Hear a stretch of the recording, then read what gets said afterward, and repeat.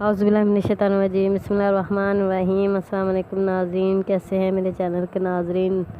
अल्लाह ताला आपको खुश रखे, आबाद रखे और आप मेरी वीडियोस देखते रहो और आगे शेयर करते रहो।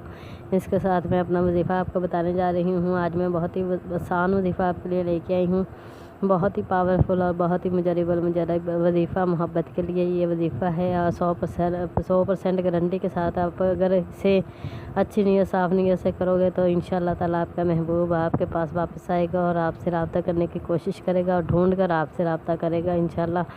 और आपने बिल्कुल ये तहम्मुल के साथ पढ़ना है, ये नहीं कहना ये नहीं होता वो नहीं होता। अल्लाह ताला की रज़ा होती है, किसी भी काम में अल्लाह ताला की बेहतरी होती है।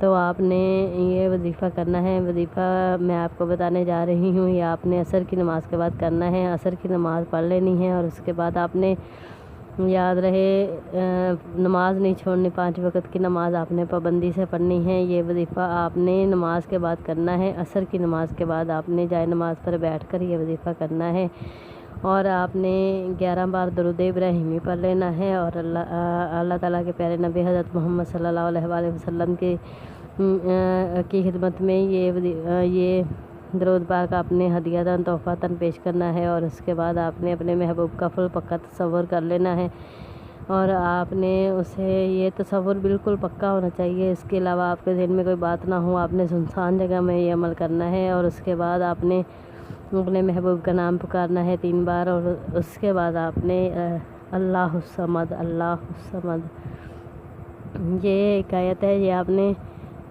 313 बार पढ़नी है। आपने महबूब का तसव्वुर पक्का रखना है, आपके तसव्वुरात की दुनिया में सिर्फ आपका महबूब हो और कोई ना हो।